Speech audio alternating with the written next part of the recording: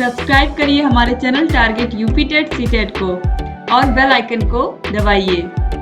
Hello दोस्तों, मैं आनंद स्वागत करता हूं आप सभी का आपके अपने channel target UP TET CTET में। दोस्तों, आज की इस क्लास में हम आपके सीटेट 2016 का जो सितंबर में पेपर हुआ था उसके गणित के सभी 300 प्रश्नों को यहाँ पे हल करने वाले हैं। तो देखिए, सीटेट सितंबर 2016 के सभी जितने भी प्रश्न पूछे गए थे गणित विषय का वह हम यहाँ पे देखने वाले हैं। तो चलिए स्टार्ट करते हैं, देखते हैं। देखिए, पहला प्रश्न 31 नंबर क्वेश्चन है। कक्षा 2 की एक शिक्षिका ने अपने विद्यार्थियों को 4 इकाई और 3 दहाई लिखने के लिए कहा। कुछ विद्यार्थियों ने 34 के स्थान पे 43 लिखा। एक शिक्षिका के रूप में आप विद्यार्थियों को इस संकल्पना को कैसे समझाएंगी? तो पहला ऑप्शन देखिए, स्तंभ विधि से अभ्यास कराने के लिए बहुत सारे प्रश्न देंगी, विद्यार्थी को गिन तारा पर प्रदर्शित करने के लिए कहेंगी और फिर लिखने के लिए कहेंगी, उन्हें बताएंगी कि यह गलत है और फिर उन्हें सही उत्तर को 5 बार लिखने के लिए कहेंगी। हमेशा दहाई और इकाई के स्तंभों में लिखना सिखाएंगी जिससे कोई भ्रम ना हो। तो देखिए, गणित में हमेशा जब भी हम प्राइमरी के बच्चों को सिखाने की प्रयास करते हैं, सिखाएंगे, तो हम हमेशा ट्राई करेंगे कि उन्हें लर्निंग बाय डूइंग मतलब वो करके सीखें। तो करके सीखने के लिए यहाँ पे एक इंस्ट्रूमेंट आता है, छोटा सा इस तरीके से इंस्ट्रूमेंट आता है जिसे हम बोलते हैं अबेकस, या हिंदी में जिसे हम बोलते हैं गिन तारा। तो अबेकस की मदद से इस तरीके से अबेकस होता है और इसमें अलग अलग देखिए बच्चे, ये हो जाएगा इकाई का स्थान, ये इकाई का स्थान हो जाएगा, ये पीला वाला दहाई का, फिर सैकड़े का। इस तरीके से बच्चे पहले क्या करेंगे, पहले देखिए इकाई के स्थान पे 4 गोलियों को भरेंगे और फिर दहाई के स्थान पे 3 गोलियों को भरेंगे और उसके बाद आप लिखने को बच्चों से कहेंगे। तो इस तरीके से दूसरा ऑप्शन जो हो जाएगा, विद्यार्थी को गिनतारा पर प्रदर्शित करने के लिए कहेंगी और फिर लिखने के लिए कहेंगी। तो दूसरा ऑप्शन यहाँ पे सही हो गया। इसके बाद देखते हैं हम लोग, प्रश्न संख्या 32 है। गणित में प्रतिचित्रण के लिए निम्नलिखित कथनों में से कौन सा सत्य नहीं है? कौन सा सत्य नहीं है? तो देखिए, प्रतिचित्रण मैपिंग जिसे इंग्लिश में बोलते हैं, अनुपातिक विवेचन को प्रोत्साहित करता है। बिल्कुल सही बात है। प्रतिचित्रण गणित पाठ्यक्रम का भाग नहीं है, यहाँ पे देखिए नहीं है बोला है और यहाँ पे आपसे पूछ रहा है कौन सा सही नहीं है। तो प्रतिचित्रण जो होता है वह गणित पाठ्यक्रम का, मैथ्स के सिलेबस का पार्ट होता है, जबकि यहाँ पे लिखा है नहीं होता। ये ऑप्शन गलत है, इसीलिए यह ऑप्शन सही भी हो जाएगा क्योंकि आपसे गलत ऑप्शन पूछ रहा है कि गलत स्टेटमेंट कौन सा है। इसके बाद देखिए, प्रतिचित्रण का गणित के कई विषयों से समाकलन किया जा सकता है। बिल्कुल सही बात है। इसके बाद देखिए, प्रतिचित्रण स्थानिक चिंतन को बढ़ाता है। बिल्कुल, कई सारी चीजों को मैपिंग के द्वारा जोड़ दिया जाता है। जो अलग अलग कॉन्सेप्ट्स बच्चे समझते हैं मैथ्स में, उसको मैपिंग के माध्यम से जोड़ दिया जाता है जिससे और समझ बढ़ जाती है। अब इसके बाद अगला प्रश्न हम देखेंगे। देखिए, प्रश्न संख्या 33 है।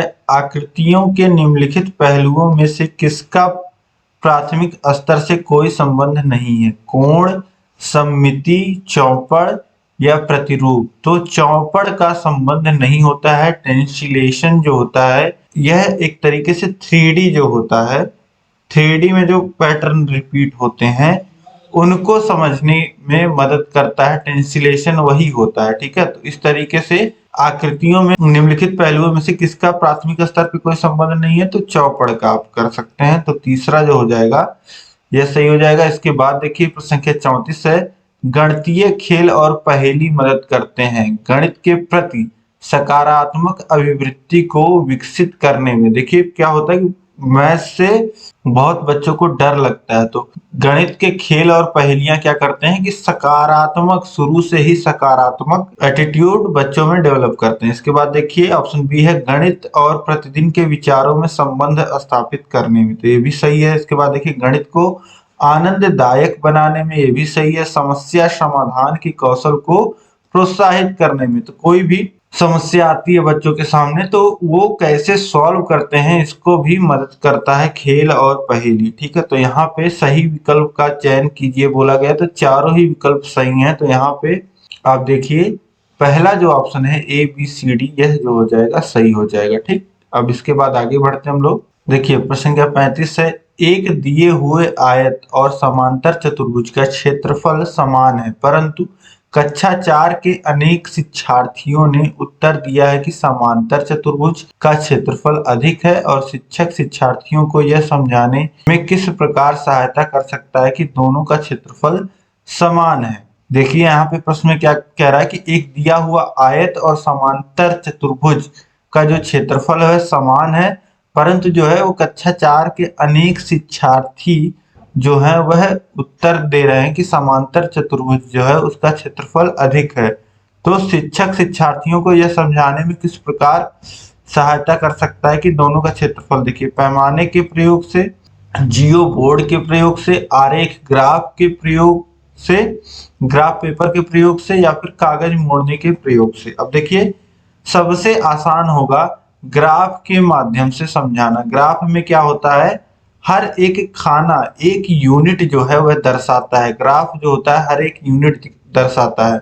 तो अब आयत और समांतर चतुर्भुज की बात की जा रही है। तो आयत में आपको पता है इस तरीके से आयत होता है आपका, और जो समांतर चतुर्भुज होता है उसकी आमने सामने की जो होती हैं भुजाएं वह बस बराबर होती हैं। आमने सामने की भुजाएं जो होती हैं वह समांतर होती हैं। तो दोनों को अगर ग्राफ पे ड्रॉ करेंगे तो बच्चे देख पाएंगे कि हाँ दोनों का जो क्षेत्रफल है वह समान है। तो इसलिए तीसरा ऑप्शन जो है आरेख ग्राफ पेपर के प्रयोग से। अब इसके बाद देखेंगे हम लोग प्रश्न संख्या 36 है, राष्ट्रीय पाठचर्या की रूपरेखा एनसीईएफ 2005 के अनुसार प्राथमिक स्तर पर गणित शिक्षण का उद्देश्य निम्नलिखित में से कौन सा नहीं है। गणित शिक्षण का उद्देश्य कौन सा नहीं है एनसीईएफ के अकॉर्डिंग आपको बताना है। तो गणित को बच्चों की जिंदगी के अनुभवों का भाग बनाना, तो यह तो बिल्कुल एनसीईएफ 2005 के अनुसार गणित शिक्षण का उद्देश्य यह है। तो पहला ऑप्शन जो हो जाएगा यह सही दिया गया है। अब देखिए समस्या समाधान और समस्या प्रस्तुत करने के कौशल को प्रोत्साहित करना, तो यह भी जो है यह भी उद्देश्य होता है। इसके बाद देखिए तर्क संगतता विचारों को प्रोत्साहित करना, यह भी बिल्कुल सही है। इसके बाद देखिए गणित में उच्चतर एवं अमूर्त पढ़ाई की तैयारी कराना। अब देखिए उच्चतर, गणित में उच्चतर और अमूर्त पढ़ाई की तैयारी कराना, यह एनसीईएफ प्राइमरी लेवल पे यह उद्देश्य नहीं होता है। ठीक है, तो ये गलत ऑप्शन है, इसलिए सही हो जाएगा। बाकी जो तीनों हैं वह सही दिए गए हैं। चौथा ऑप्शन जो हो जाएगा यहाँ पे यह सही हो जाएगा, यह एनसीईएफ 2005 के अनुसार गणित शिक्षण का उद्देश्य नहीं है। अब इसके बाद अगला प्रश्न हम देखेंगे। देखिए प्रश्न संख्या 37 है, 29,503 में 5 के स्थानीय मान तथा 32,071 में 7 के अंकित मान में अंतर है। तो अब देखिए 29,553 में 5 का स्थानीय मान हम लोग कैसे निकालते हैं, संख्या में गुणा कर देते हैं उसके स्थान के मान से। अब देखिए ये है सैकड़े के स्थान पे, तो 100 से गुणा हो जाएगा, यानी कि 5 का स्थानीय मान यहाँ पे क्या हो जाएगा 500। अब देखिए 3271 में 7 का अंकित मान क्या होता है, किसी भी संख्या का अंकित मान उस संख्या के मान के बराबर होता है, यानी 7 का जो अंकित मान होगा वह 7 ही होगा। अब दोनों में अंतर पूछा है, 5 के स्थानीय मान और 7 के अंकित मान में, तो घटा दीजिए 500 माइनस 7 कितना आ जाएगा 493। तो यहाँ पे पहला जो ऑप्शन हो जाएगा 493, यह सही हो जाएगा। इसके बाद हम देखेंगे नेक्स्ट क्वेश्चन है, यदि 30,028 बराबर 28 इकाई 28,000 धन डैश दहाई तब रिक्त स्थान पर संख्या है। अब देखिए 30,028 बराबर 28 इकाई दिया गया है, तो 28 इकाई कैसे लिखेंगे, 28 इकाई 28 के बराबर होगा, फिर 28,000 लिखा गया है, तो 28,000 को कैसे लिखेंगे, 1000 की जगह 3 जीरो आ जाएगा, ये हो जाएगा 28,000। इसके बाद देखिए कितना दहाई होगा यह पूछा जा रहा है, तो अगर x दहाई होगा तो x गुणे 10 लिखा जाएगा। ठीक है, अब कोई भी संख्या जैसे दहाई के स्थान पे तो उसमें होता है 10 का गुणा। तो अगर हम मान लेते हैं कि x आएगा यहाँ पे, x में 10 का गुणा होगा, तब रिक्त स्थान पे इसी x का मान आपको बताना है। तो चलिए देखते हैं। अब ये देखिए 30,028 और ये हो जाएगा 28,000 में 28 जुड़ जाएगा तो ये हो जाएगा 28,028 धन धन 10x। ठीक, अब 10x बराबर लिखा जा सकता है 30,028 माइनस 28,028। ये कितना आ जाएगा? ये आ जाएगा 2000। ठीक, और x बराबर कितना हो जाएगा? 2000 बटे 10 यानी कि x बराबर आ जाएगा 200। तो 200 दहाई हो जाएगा। तो चौथा जो ऑप्शन हो जाएगा ये बिल्कुल सही हो जाएगा 200। अब इसके बाद हम लोग देखते हैं। अब देखिए अगला प्रश्न है दोस्तों, प्रश्न संख्या 39। जब 80,808 को 108 से भाग देने पर प्राप्त शेषफल को 90,909 को 109 से भाग देने पर प्राप्त शेषफल से भाग दिया जाता है, तब भागफल होगा। अब देखिए दो चीजें यहाँ पे बोली जा रही हैं कि 80,808 को जब 108 से भाग देने पे जो शेषफल प्राप्त हो जा रहा है, उस शेषफल में अब देखिए 80,808 में 108 से भाग देने पर जो शेषफल मिल रहा है, ठीक, और 90,909 में 109 से भाग देने पे जो शेषफल मिल रहा है, ठीक है। 80,808 में 108 से भाग देने पे जो शेषफल प्राप्त हो जा रहा है, उस शेषफल में 90,909 में 109 से भाग देने पे जो शेषफल प्राप्त हो रहा है, उससे भाग दिया जा रहा है, तब भागफल क्या आएगा, यह आपसे पूछ रहा है। तो आपको यहाँ पे क्या काम करना है? 80,808 में भाग देना है 108 से। 108 से भाग आप दोगे तो देखिए 8 बार तो जाएगा नहीं, 7 बार जाएगा। 7 बार जाएगा और 7 अट्ठे 56 के 6 हासिल लगेगा 5, ये 5 यहाँ आ जाएगा, फिर 7 गन्नम 7। अब घटा लीजिए तो हो जाएगा 2, ये हो जाएगा 5। ठीक, अब ये हो जाएगा 520। फिर भाग जाएगा, कितनी बार जाएगा? 5 बार तो जाएगा नहीं, 4 बार जाएगा, और ये हो जाएगा 432। फिर घटा लेंगे आप तो आपको मिल जाएगा 8 8 88। ठीक, और फिर ये एक 8 यहाँ बचा हुआ, ये उतर आएगा, और अब जाएगा कितनी बार? 8 बार, तो ये हो जाएगा 864। और शेषफल कितना बच जाएगा? शेषफल बच जाएगा 24। यहाँ शेषफल 24 बचा। फिर इसके बाद आप 90,909 में जब 109 से भाग देंगे तो आपको शेषफल मिलेगा 3। तो ऊपर जो शेषफल आया 24 और नीचे जो शेषफल आएगा वो 3 आएगा, और 3 से 24 को काटेंगे तो 8 बार में कट जाएगा। ठीक है, तो यहाँ पे चौथा जो ऑप्शन है 8, ये बिल्कुल सही हो जाएगा। इसके बाद देखिए प्रश्न संख्या 40 है। यदि 603 गुणे 28 बराबर 63 गुणे 4 गुणे मान लेते हैं x, तब रिक्त स्थान पर क्या संख्या है? मान लेते हैं रिक्त स्थान पे x रहेगा, तो x बराबर हम लोग कितना लिख सकते हैं? ये लिख सकते हैं 603 गुणे 28 और बटे में है 63 गुणे 4। जो यहाँ गुणे में है बराबर किधर आएगा? ये हो जाएगा भाग में। अब देखिए 4 से काटिए 28 को 7 बार में कट जाएगा। ठीक, और 7 से काटेंगे 63 को तो 9 बार में कट जाएगा। फिर 9 से काटेंगे 603 को तो 9 छक 54 और बचेगा 63 और 7 63, तो कितना आ जाएगा? 67। पहला जो ऑप्शन हो जाएगा 67, यह बिल्कुल सही हो जाएगा। इस तरीके से x का मान कितना आ गया? 67। अब इसके बाद अगला प्रश्न हम देखेंगे।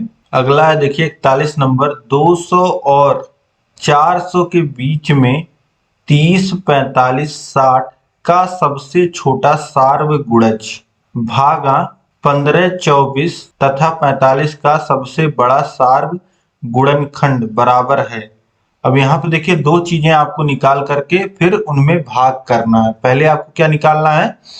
200 और 400 के बीच में आने वाला 30, 45 और 60 का 30, 45 और 60 का सबसे छोटा सार्वगुणज, मतलब कि सबसे छोटा सार्वगुणज, लोवेस्ट कॉमन मल्टीपल, यानी कि एलसीएम लेना है आपको किसका? 30, 45 और 60 का, जो 200 और 40 के बीच में आता हो।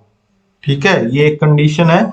और फिर जो आपको संख्या मिल जाए, जो एलसीएम आपका आ जाए, उसमें भाग देना है आपको 15, 24 और 45 का जो सबसे बड़ा सार्व गुणनखंड होगा, मतलब कि 15, 24 और 45 का गुणनखंड, यानी कि सबसे बड़ा आपसे बोल रहा है गुणनखंड, यानी कि हाईएस्ट कॉमन फैक्टर आपसे पूछ रहा है, हाईएस्ट कॉमन यानी कि HCF।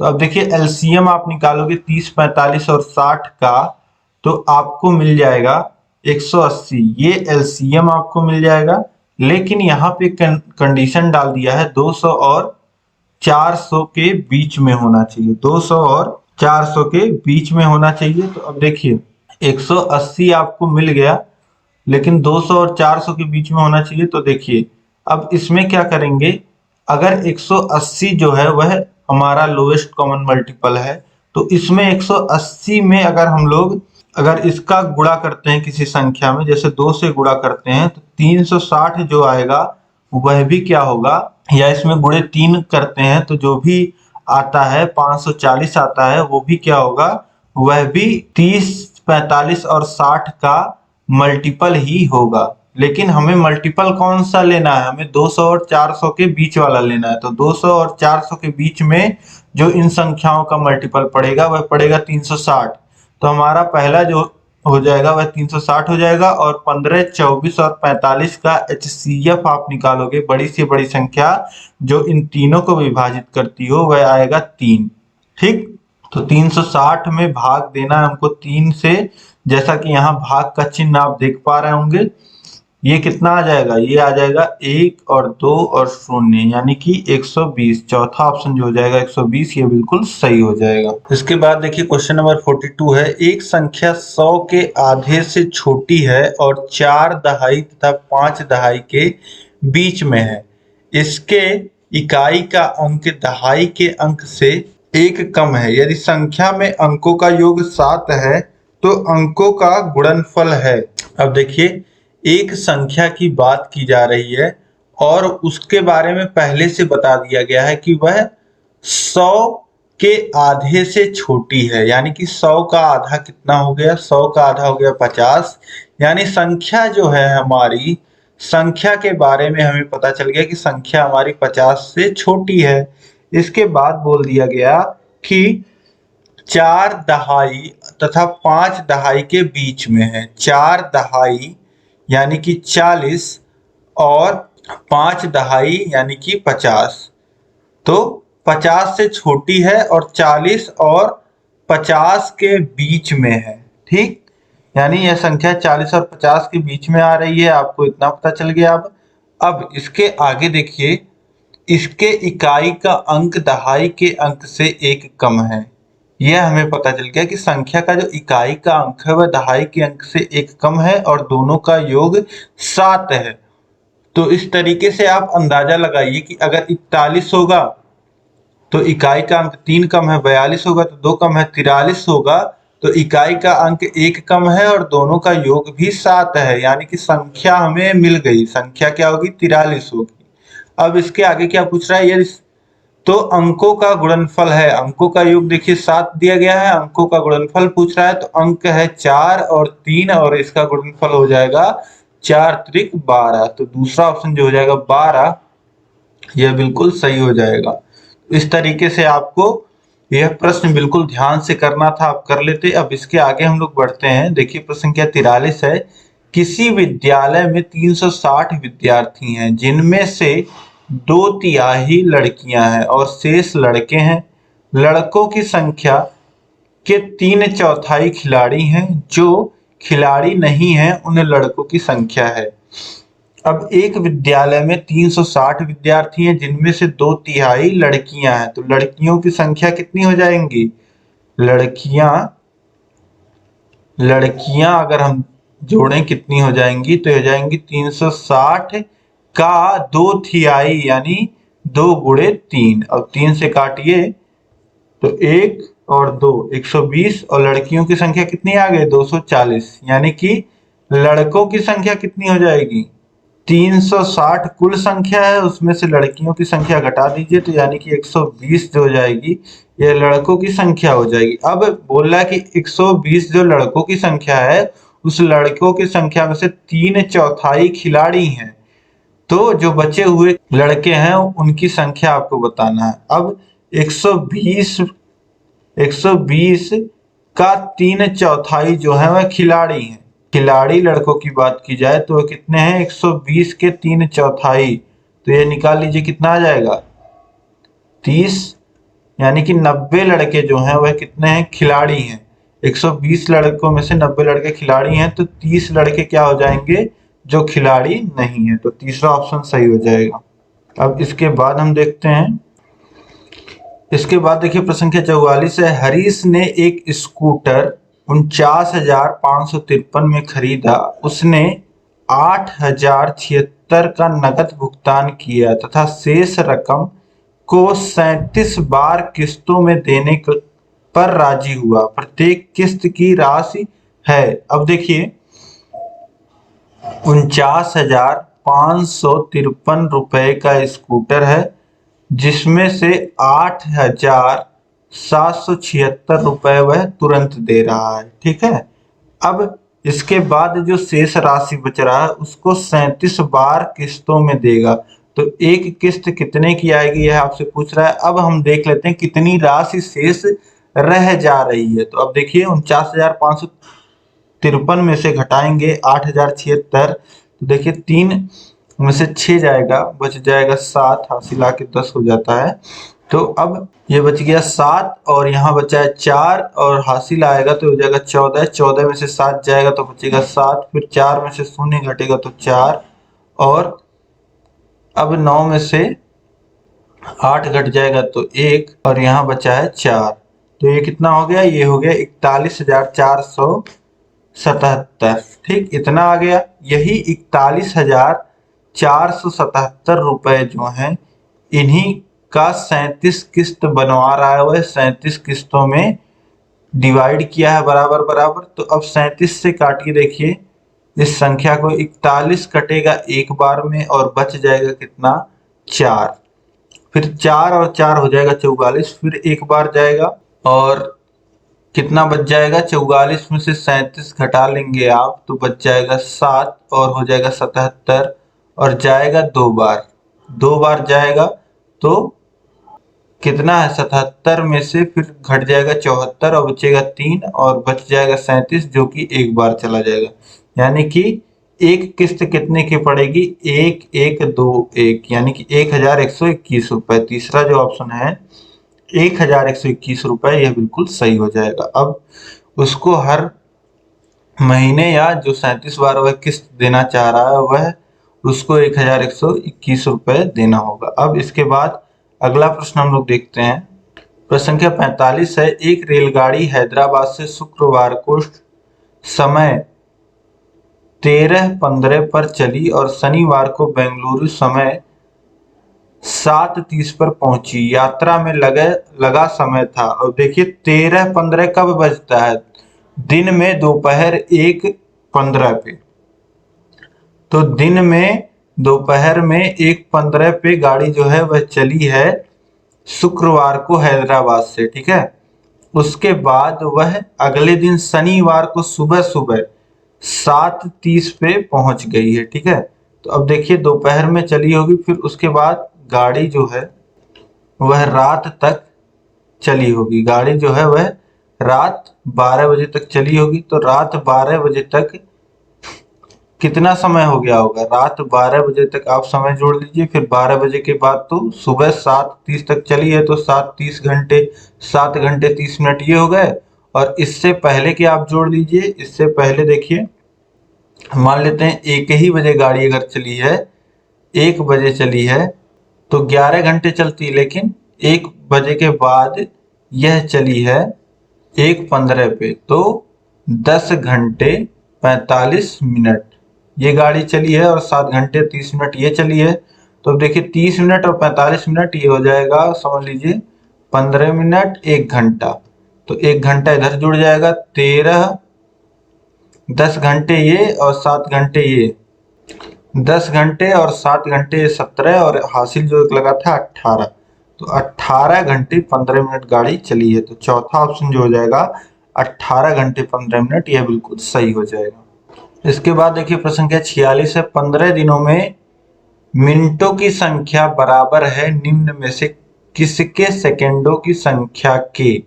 अब देखिए यहाँ पे आपको दिया गया है 8 घंटे, 4 घंटे, 5 घंटे, 6 घंटे। आपको घंटे में समय दिया गया है और 15 दिनों में मिनटों की संख्या। आपको संख्याओं को बराबर करना है, यहाँ समय को बराबर नहीं करना है। यह आप दिमाग से निकाल दीजिए कि मुझे समय को बराबर करना है, यहाँ संख्याओं को बराबर करना है। पहली संख्या कैसे हमको मिलेगी, देखिए 15 दिन में मिनटों की संख्या, हमें 15 दिन में मिनटों की संख्या ये जोड़ना है, और यहाँ जो घंटे दिए गए हैं इस घंटे में सेकंडों की कितने सेकंड होंगे वह संख्या निकालनी है। इन दोनों संख्याओं में बराबरी हमें देखनी है। तो अब देखिए 15 दिनों में मिनटों की संख्या कितनी होगी, 15 दिन में 24 घंटे होंगे। 15 में 24 से गुणा कर देंगे तो ये हो जाएगा घंटे में, और घंटे में 60 से गुणा कर देंगे तो ये हो जाएगा मिनट में। तो 15 दिनों में मिनटों की संख्या यह हो गई। अब इसके बाद कितने सेकंडों की संख्या, अब हमारे पास मान लेते हैं x घंटे हैं, क्योंकि ये सब घंटे में दिए गए हैं, इसमें हमें सेकंडों की संख्या निकालनी है। तो x घंटे में कितने मिनट होंगे, 60 मिनट होंगे, और हमें निकालना है सेकंड। तो x गुणे 60 मिनट में कितने सेकंड होंगे, तो 60 से गुणा कर देंगे तो आ जाएगा सेकंड में। ठीक, अब कह रहा है कि ये दोनों बराबर हैं, ये दोनों संख्याएं आपस में बराबर हैं। 15 गुणे 24 गुणे 60 बराबर है x गुणे 60 गुणे 60 के। तो x बराबर अगर हम लिखना चाहें तो लिख सकते हैं 15 गुणे 24 गुणे 60 बटे 60 गुणे 60 के। दोनों 60 जो गुणे में है बराबर के उधर चले जाएंगे तो भाग में हो जाएंगे। अब देखिए 60 से 60 कट जाएगा, और फिर देखिए 15 से 60 को काटेंगे तो 4 बार में कट जाएगा, फिर इस 4 से 24 को काटेंगे तो 6 बार में कट जाएगा। x की वैल्यू कितनी आ जाएगी, 6 घंटे, क्योंकि हमने x को घंटे में माना था। तो यहाँ पे चौथा जो ऑप्शन है 6 घंटे, यह बिल्कुल सही हो जाएगा। इस तरीके से आपको बस समय का ध्यान नहीं देना था, समय कैलकुलेशन में ध्यान में रहेगा लेकिन समय को बराबर नहीं करना था यहाँ आपको। ठीक है, अब इसके बाद अगला प्रश्न हम देखेंगे। प्रश्न संख्या 47 से संतरे के 15 लीटर 286 मिलीमीटर जूस को गाजर के 19 लीटर 714 मिलीलीटर जूस में मिलाया जाता है। इस मिश्रण में 12 लीटर 750 मिलीलीटर जूस प्रयोग में लिया जाता है और शेष को बोतलों में भर दिया जाता है, जहां प्रत्येक बोतल में 750 मिलीलीटर जूस आता है। बोतलों की संख्या है। अब देखिए आपने जूस के दुकानों पे भी देखा होगा कि कई बार मिक्स फ्रूट वो जूस बनाते हैं। तो यहाँ पे देखिए 2 फ्रूट से जूस बनाया जा रहा है, संतरे और गाजर से जूस निकाला जा रहा है और जूस को मिला दिया जा रहा है। ठीक है, संतरे में कितना है, संतरे में है 15 लीटर 286 मिलीलीटर, ये इतना है। और गाजर का कितना है, गाजर का है 19 लीटर 714 मिलीलीटर। ठीक, अब टोटल जूस कितना हो जाएगा, टोटल जो जूस मिलाने के बाद ये हो जाएगा 0, हासिल 1 लगेगा 9, और 1 फिर हासिल, फिर 0, और ये हो जाएगा 1 जुड़ जाएगा तो हो जाएगा 10 और 5 15, और ये हो जाएगा 35 लीटर और 0 मिलीलीटर, यानी टोटल जो जूस बन जाएगा वह 35 लीटर बन जाएगा। और बोला जा रहा है कि इस मिश्रण में 12 लीटर 750 मिलीलीटर जूस प्रयोग में लाया जाता है और शेष बोतलों में भर दिया जाता है, और प्रत्येक बोतल 250 मिलीलीटर की है। अब देखिए प्रयोग में जो जूस लाया जा रहा है वह 12 लीटर और 750 मिलीलीटर है। तो जो शेष बचा हुआ जो जूस है वह कितना हो जाएगा, वह देखिए यहाँ आ जाएगा 250 मिलीलीटर, और ये 34 लीटर हो जाएगा। 34 लीटर में से 12 लीटर हम घटा देंगे तो बच जाएगा 22 लीटर। अब एक बोतल में 250 लीटर जूस भरा जा रहा है, मिलीलीटर जूस भरा जा रहा है। तो देखिए 22 लीटर और 250 मिलीलीटर को हम बदल लेते हैं मिलीलीटर में। ठीक है, तो ये हो जाएगा 22 लीटर में हो जाएगा 22,000 मिलीलीटर और धन 250 मिलीलीटर, तो ये कितना हो जाएगा 22,250 मिलीलीटर। अब इसमें कितने 250 मिलीलीटर की बोतलें भरी जाएंगी यह निकालने के लिए हम 250 से भाग कर देंगे। देखिए शून्य से शून्य कट जाएगा और 25 से काटेंगे इसको, 2225 को। तो 25 से काटेंगे तो देखिए 25 अट्ठे 200, 8 बार में, और बचेगा यहाँ पे 225। 225 कट जाएगा 9 बार में, तो कितना आ जाएगा 89 बोतलें भरी जाएंगी। तो दूसरा ऑप्शन जो हो जाएगा, जो बचा हुआ जूस है उससे 250 मिलीलीटर की 89 89 बोतल्स जो है वह भरी जाएंगी। अब इसके बाद अगला प्रश्न हम लोग देखते हैं। क्वेश्चन नंबर 48 है, फलों के मूल्य प्रति केजी नीचे दिए गए हैं। अब देखिए फलों का मूल्य यहाँ पे दिया गया है, ठीक है।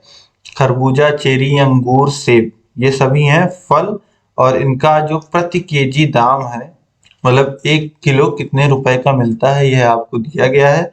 अब बोला जा रहा है कि रेशमा ने 4.5 किलो खरबूजा, 1 किलो 200 ग्राम चेरी और 250 ग्राम अंगूर और 1.25 किलो इसे पढ़ा जाएगा या एक सही 3/4 केजी सेब खरीदे। उसने दुकानदार को 500 का नोट दिया, उससे कितने रुपए वापस मिलेंगे। तो अब 500 रुपए का नोट रेशमा दे रही है, उसे कितना वापस मिलेगा यह इस पे निर्भर करता है कि उसने कितने का सामान लिया है। तो सबसे पहले हम निकालेंगे कितने का फल रेशमा ने लिया है, ठीक। तो यह निकालने के लिए देखिए, जो रेशमा ने खरबूजा खरीदा है वह 4.5 किलो खरीदा है, या जिसे हम लोग बोल दें 9/2 केजी। तो 9/2 में गुणा हो जाएगा 18.50 का। तो ये कितना आ जाएगा, 2 से काट दीजिए ये 18, तो 9.25 और 9.25 में गुणा हो जाएगा 9 से, तो ये आ जाएगा 5 और 2.3 और 8, यानी कि 83.25 रुपए आ जाएगा।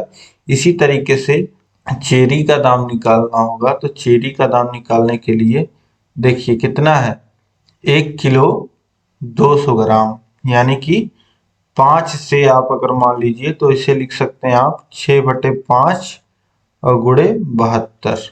तो ये कितना आ जाएगा, ये आ जाएगा 86.40।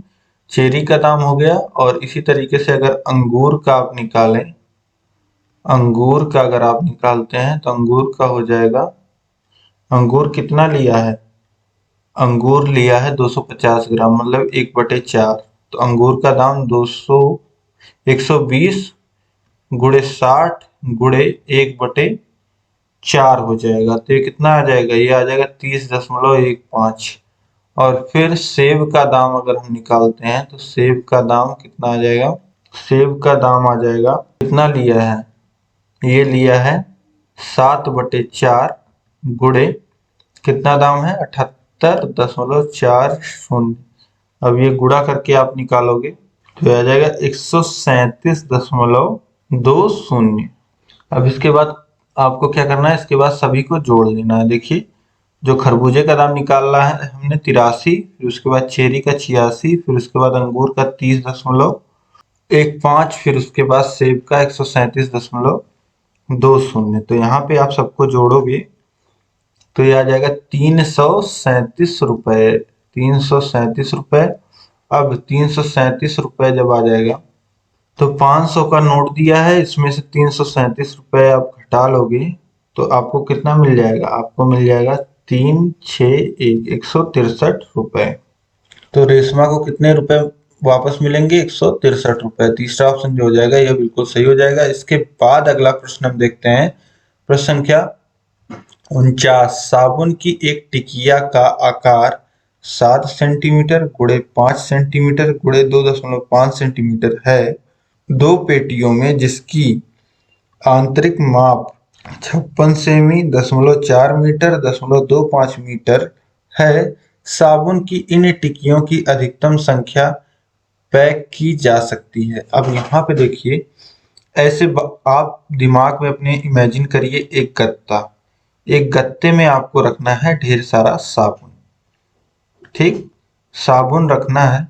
तो अब यहाँ पे क्या करना है आपको, कैसे आप निकालोगे कि कितने साबुन आ सकते हैं एक गत्ते में। आप एक गत्ते का आयतन निकालोगे, मतलब लंबाई गुणे चौड़ाई गुणे ऊंचाई करोगे, और एक साबुन का आयतन निकालोगे तो गत्ते के आयतन में साबुन के आयतन से अगर आप भाग दो दोगे तो आपको जो संख्या मिलेगी वह संख्या मिलेगी कि कितने साबुन उस गत्ते में आ सकते हैं। ठीक, और यहाँ बोला गया है कि दो पेटियों में, तो यह आपको ध्यान रखना है, यहाँ गलती हो सकती है। तो दो पेटियों में कितना आएगा, एक गत्ते का आप निकाल लोगे और उसे दुगना कर दोगे, एक पेटी का आप निकाल लोगे और उसे दूना कर दोगे तो आपको दो पेटियों का मिल जाएगा। तो सबसे पहले आयतन, इस एक पेटी का आयतन कितना हो जाएगा, लंबाई 56 सेंटीमीटर है, चौड़ाई 0.4 मीटर है। तो मीटर को हम एक ही यूनिट लेके चलेंगे, सबको सेंटीमीटर में बना के चलेंगे। तो 0.4 मीटर में गुणा होगा 100 का तो ये हो जाएगा सेंटीमीटर में, यानी कि हो जाएगा ये 40 सेंटीमीटर, फिर गुणे 0.25 मीटर में 100 का गुणा हो जाएगा तो ये हो जाएगा 25 सेंटीमीटर। अब बटे में है जो एक साबुन की टिकिया का डायमेंशन है, यानी कि 7 सेंटीमीटर गुणे 5 सेंटीमीटर गुणे 2.5 सेंटीमीटर। ठीक, अब यहां से आप निकालिए तो देखिए 2.5 सेंटीमीटर से आप 25 सेंटीमीटर काटोगे तो 10 बार में कटेगा, फिर आप 5 से काटिए 10 को तो 2 बार में कट जाएगा, और 7 से काटेंगे आप 56 को तो 7 अट्ठे 56। अब देखिए ऊपर क्या बचा है, 8 गुणे 2 और गुणे 40, यानी कि 16 गुणे 40 यह बचा हुआ है। तो 16 दूनी 32, 48 64, 16 चौक 64, 640 साबुन की टिकिया एक पेटी में आएगा। तो दो पेटी में कितना आएगा, 2 गुणे 640, तो ये हो जाएगा 0 8 1 2, यानी कि 1280। तो चौथा जो ऑप्शन है 1280 ये बिल्कुल सही हो जाएगा। अब इसके आगे देखते हैं हम लोग। प्रश्न संख्या 50 है, किसी आयत की लंबाई उसकी चौड़ाई का 3 गुना है, इसकी चौड़ाई एक वर्ग की भुजा का आधा है जिसका परिमाप 72 सेंटीमीटर है। तब अब एक आयत दिया गया है, उस आयत के लंबाई और चौड़ाई में संबंध दिया गया है। बोला गया है कि जो लंबाई है वह चौड़ाई की 3 गुना है, लंबाई जो है वह 3 गुणे चौड़ाई है, लंबाई जो है वह 3 गुणे चौड़ाई है, और चौड़ाई के बारे में बताया गया है, चौड़ाई एक वर्ग, एक दूसरा कोई वर्ग है उसके भुजा का आधा है और उस वर्ग का परिमाप है 72 सेंटीमीटर। अब देखिए वर्ग का परिमाप है 72 सेंटीमीटर, तो वर्ग की भुजा क्या हो जाएगा, यहां से अगर आप लिखना चाहें वर्ग की भुजा, अब देखिए परिमाप बराबर होता है 4 गुणे वर्ग की भुजा, और भुजा बराबर अगर हम लिखना चाहें परिमाप के रूप में तो ये हो जाएगा परिमाप बटे 4, यानी कि वर्ग की जो भुजा हो जाएगी वह 72 बटे 4। तो 4 से काटिए 72 को तो एक बार और ये 8, 18 चौक 72 होता है, तो ये हो जाएगा 18 आ जाएगा वर्ग की भुजा। और बोला गया है कि जो चौड़ाई जो है आयत की वह एक वर्ग के भुजा का आधा है, तो चौड़ाई कितना यहाँ से मिल जाएगा, यह जो चौड़ाई है ये कितना मिल जाएगा 18 बटे 2 यानी कि 9। तो चौड़ाई 9 मिल गई, तो लंबाई कितनी हो जाएगी, लंबाई जो हो जाएगी वह 3 गुणे 9 यानी कि 27। ठीक, और यहीं से अगर हम लोग आयत का परिमाप निकालना चाहें, आयत का परिमाप होता है 2 गुणे लंबाई धन चौड़ाई, तो 2 गुणे लंबाई धन चौड़ाई कितना हो जाएगा 36, तो 2 गुणे 36 यानी कि 72। तो यहाँ से आपको आयत का परिमाप कितना मिल गया 72, जो कि वर्ग के परिमाप के बराबर है। तो यहाँ पे ऑप्शंस में आप देखेंगे आयत और वर्ग दोनों का परिमाप बराबर है, चौथा ऑप्शन जो हो जाएगा यह सही हो जाएगा, बाकी ऑप्शंस गलत हैं। अब इसके बाद अगला प्रश्न हम लोग देखते हैं, प्रश्न संख्या 51 है, निम्नलिखित में से कौन सा सही नहीं है, कौन सा सही नहीं है यह आपको निकालना है। पहला ऑप्शन दिया गया, किसी घनाभ का आयतन जिसकी लंबाई 45 सेंटीमीटर, चौड़ाई 15 सेंटीमीटर, ऊंचाई 40 सेंटीमीटर है, बराबर है उस घन के जिसकी भुजा 0.3 मीटर है। एक घनाभ दिया गया है और एक घन दिया गया है, दोनों का आयतन बराबर बताया जा रहा है, तो यह तो आपको कैलकुलेट करना पड़ेगा। दूसरा देखिए 10 का शतांश, 10 का सवांश यानी कि 10/100, शून्य से शून्य कट जाएगा तो ये हो जाएगा 0.1। तो ये सही है, हमको कौन सा चूज करना है, सही नहीं है, तो ये सही हो जाएगा। अब देखिए 55 लीटर और 55 मिलीलीटर ये कितना हो जाता है, ये बराबर हो जाता है 55.055 लीटर के। तो यह गलत दिया गया है, ठीक है। और देखिए 205 ग्राम बराबर होता है 2.005 केजी के। जैसा कि यहाँ पे ये सही दिया गया है, ये गलत दिया गया है, क्योंकि 1 लीटर में 1000 मिलीलीटर होता है। तो 55 मिलीलीटर मतलब हो गया 0.055 लीटर, ठीक है, जिसको इसने लिख दिया है 0.55 लीटर,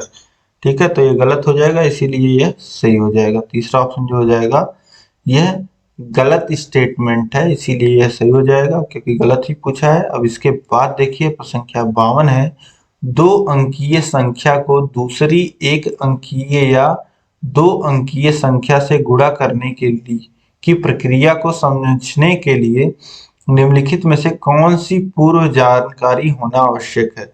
अब देखिए 2 अंकीय संख्या का गुणा, 2 अंकीय संख्या का गुणा किसी 2 अंकीय या 1 अंकीय संख्या से गुणा की प्रक्रिया को समझने के लिए निम्नलिखित में से कौन सी जानकारी होना आवश्यक है। जैसे अब मान लेते हैं कि 14 का गुणा करना है 9 में, तो यह किस प्रकार से समझा जा सकता है। यह देखिए 14 को लिखा जा सकता है 10 गुणे 4 और गुणे 9, या फिर इसी को लिखा जा सकता है 9 गुणे 10 धन 4 गुणे 9, ठीक है।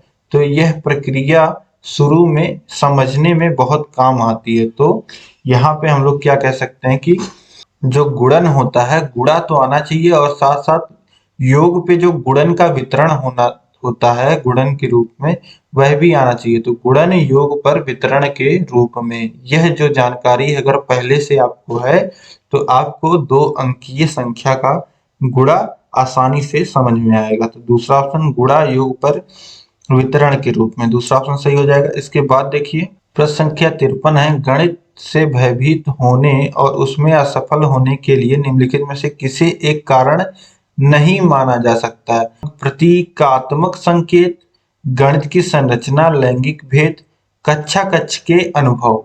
तो अब देखिए ये सारे कहीं ना कहीं जो प्रतीकात्मक संकेत अगर आपको नहीं समझ में आ रहा तो भी आप सफल हो सकते हैं, और गणित की संरचना कहीं एक कॉन्सेप्ट आप दूसरे कॉन्सेप्ट से नहीं जोड़ पा रहे हैं तो भी आप असफल होंगे। और इसके बाद कक्षा कक्ष में अगर अनुभव खराब है तो भी आप असफल होंगे। लेकिन लैंगिक भेद कोई यह कारण नहीं है, तो इसीलिए तीसरा जो ऑप्शन हो जाएगा लैंगिक भेद, यह सही हो जाएगा। इसके बाद देखिए अगला प्रश्न हम देखते हैं, प्रश्न संख्या 54 है, 2 दशमलव संख्याओं के योग की संकल्पना को पढ़ाने के लिए निम्नलिखित में से शिक्षण अधिगम का कौन सा साधन सर्वाधिक उपयुक्त है। तो यह देखिए रिपीट क्वेश्चन है, आपके 16 का यह पेपर है और इसके बाद जो पेपर हुआ था 19 में कहीं आपका यह जो है वह रिपीट हुआ। तो ग्राफ के पेपर के माध्यम से यह जो होता है यह समझाया जा सकता है। अब जैसे 10/10 का आप एक ग्राफ ले लीजिए, तो जो शुरू के 3 खाने हैं, जैसे 0.3 का गुणा आपको 0.5 में करना है, तो शुरू के 3 खाने जो हैं वर्टिकल में यह इस तरीके से ले लीजिए, और जो कॉलम है 3 कॉलम आप 0.3 को दे दीजिए और 5 रो है वह 0.5 को दे दीजिए। जो एरिया घिरेगा उससे आप दिखा सकते हैं दशमलव संख्याओं का गुणा। तो ग्राफ पेपर के माध्यम से दिखाया जा सकता है, तो दूसरा ऑप्शन जो हो जाएगा वह ग्राफ पेपर सही हो जाएगा। इसके बाद हम लोग देखते हैं प्रश्न संख्या 55 है, कक्षा 4 के अधिकतर विद्यार्थी सोचते हैं कि 2 संख्याओं के गुणन से प्राप्त संख्या सदैव 2 संख्याओं से बड़ी होती है। आप यह कैसे प्रदर्शित करेंगे कि यह सदैव सत्य नहीं होता है। जैसे 2 संख्याओं का गुणा होता है, जैसे 2 का गुणा 3 में हो रहा है तो 6 आता है, ठीक। तो यह एक आम धारणा होती है बच्चों को के मन में कि 2 संख्याओं का गुणा हो रहा है तो हमेशा जो संख्या आएगी वह 2 से भी बड़ी होगी, 6 जो है वह 2 से भी बड़ा है और 3 से भी बड़ा है, ठीक। 6 जो है वह 3 से भी बड़ा है। तो इस तरीके से यह धारणा बन जाती है। लेकिन अगर आप किसी भी संख्या जो शून्य से लेकर के 1 के बीच में है उसका गुणा आप किसी संख्या में करते हो तो आपको जो संख्या प्राप्त होगी, जैसे 0.3 का गुणा आप 6 में करते हो तो आपको क्या मिलेगा, आपको मिलेगा 1.8, जबकि 1.8 क्या है, 6 से छोटा है। तो इस तरीके का जो एक मन में बैठ जाता है, बच्चों के एक धारणा बैठ जाती है, उसको आप कैसे तोड़ सकते हैं, तो यह आप तोड़ सकते हैं ग्रिड पेपर पर दो दशमलव संख्याओं के गुणन को प्रदर्शित करके। ठीक है, तो यहाँ पे जो तीसरा ऑप्शन है, ग्रिड पेपर पर दो दशमलव संख्याओं को गुणन को प्रदर्शित करके अगर आप दिखाएंगे तो बच्चे समझ जाएंगे कि हाँ, संख्या छोटी भी प्राप्त हो सकती है। तो तीसरा ऑप्शन यहाँ पे सही हो जाएगा। अब इसके बाद अगला प्रश्न हम लोग देखते हैं, प्रश्न संख्या 56 है, प्राथमिक स्तर पर शिक्षार्थियों को माप का संदर्भ पढ़ाने के लिए निम्नलिखित में से कौन सा कथन सत्य है। प्राथमिक स्तर पर शिक्षार्थियों का माप का संबंध समझाने के लिए, पढ़ाने के लिए निम्न में से कौन सा कथन सत्य है, यह बताना है। तो प्रमाणिक मापों का उपयोग अप्रमाणिक मापों के बाद करना चाहिए। ठीक है, तो यह बिल्कुल सही ऑप्शन है। प्रमाणिक मापों का जो हम उपयोग करते हैं वह अप्रमाणिक मापों के बाद ही करते हैं। ठीक है, तो बाकी सभी ऑप्शन गलत हैं, पहला ऑप्शन सही है, सत्य है। देखिए दूसरा जो है, केवल अप्रमाणिक मापों का उपयोग करना चाहिए, यह गलत है। अप्रमाणिक मापों का उपयोग नहीं करना चाहिए, यह भी गलत है। और अप्रमाणिक मापों का उपयोग प्रमाणिक मापों के बाद करना चाहिए, तो ये भी गलत है। तो पहला ऑप्शन सही हो जाएगा।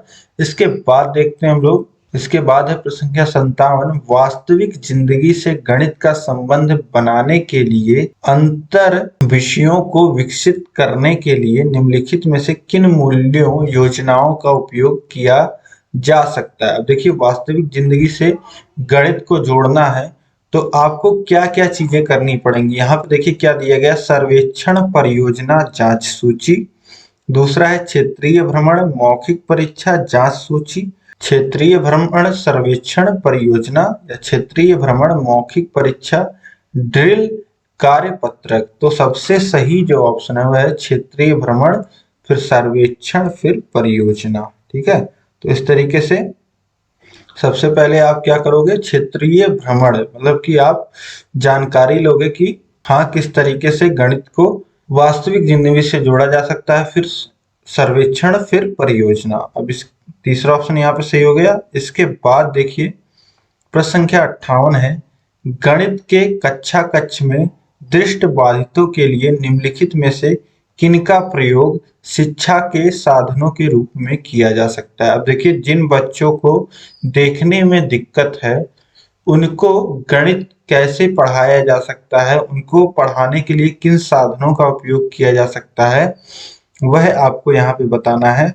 तो संख्या चार्ट, जब बच्चे को देखने में दिक्कत है तो वह किस प्रकार से संख्या चार्ट का प्रयोग करेगा, तो यह जो हो जाएगा यह गलत हो जाएगा। इसके बाद देखिए, टेलर का गिनतारा कंप्यूटर और जियो बोर्ड, तो यह तीनों, इन तीनों का प्रयोग किया जा सकता है दृष्टिबाधित बच्चों के लिए। तो टेलर का गिनतारा जो टेलर्स अबेकस है, और कंप्यूटर और जियो बोर्ड, ये तीनों का उपयोग किया जा सकता है। और बाकी ऑप्शंस देखिए, यहाँ भी संख्या चार्ट आ रहा है, और इसके बाद देखिए भिन्न का किट, और फिर यहाँ पे संख्या चार्ट आ रहा है। तो यहाँ पे दूसरा जो ऑप्शन हो जाएगा यह सही हो जाएगा। इसके बाद देखिए संख्या 59 है, संख्याओं के संदर्भ में प्राथमिक कक्षा के बच्चे अर्थात वे बच्चे जिनकी आयु 8 से 9 वर्ष है निम्नलिखित में से किस समुच्चय में प्रवीण हैं। तो बच्चे जो होते हैं वह देखिए पंक्तिबद्धता या सीरियलेशन, मतलब सीरियल से संख्याओं को जानते हैं, संख्याओं की बात हो रही है यहाँ पे। इसके बाद देखिए प्रतिवर्तया यानी कि रिवर्सिबिलिटी, जो संख्याओं को उल्टा पढ़ने की बात होती है। और इसके बाद देखिए अनुपातिक विवेचन है, तो अनुपात से जुड़ा हुआ बच्चे नहीं कर पाएंगे। ठीक है, तो इस जहां भी अनुपातिक विवेचन हो आ रहा है वह ऑप्शन गलत हो जाएगा, और सही ऑप्शन जो हो जाएगा वो हो जाएगा पंक्तिबद्धता, वर्गीकरण और प्रतिवर्यता। ठीक है, तो तीसरा ऑप्शन यहाँ पे सही हो जाएगा। इसके बाद देखिए प्रश्न संख्या 60 है, कक्षा 1 के एक शिक्षक ने एक विद्यार्थी को सभी वस्तुओं की गणना करने के लिए कहा जिसमें पेन, रबड़, शॉर्पनर का संग्रह था। विद्यार्थी ने सभी वस्तुओं को एक रेखा में रखा और गणना शुरू की।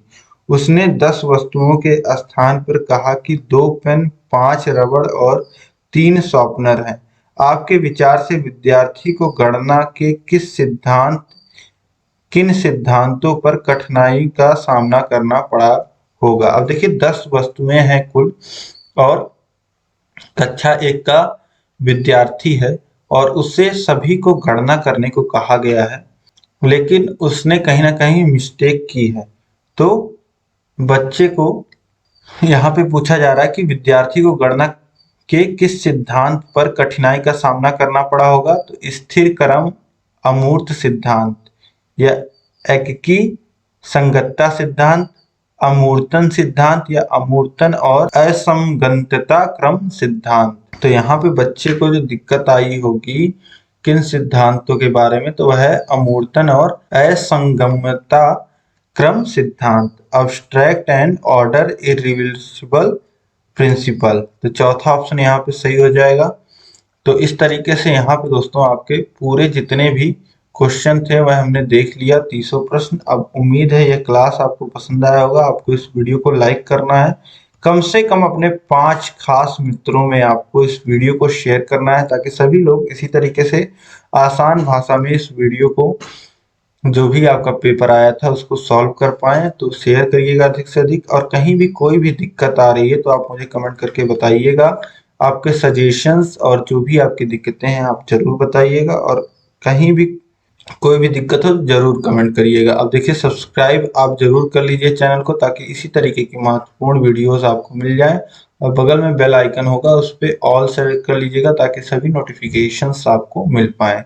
अब इसी तरीके से हमने सभी जो हैं आपके पेपर सॉल्व करा दिए हैं, सभी का लिंक आपको नीचे डिस्क्रिप्शन बॉक्स में मिल जाएगा। उम्मीद है कि आपको यह क्लास पसंद आई होगी। अब मिलते हैं हम लोग नेक्स्ट क्लास में नेक्स्ट पेपर के साथ। जय हिंद।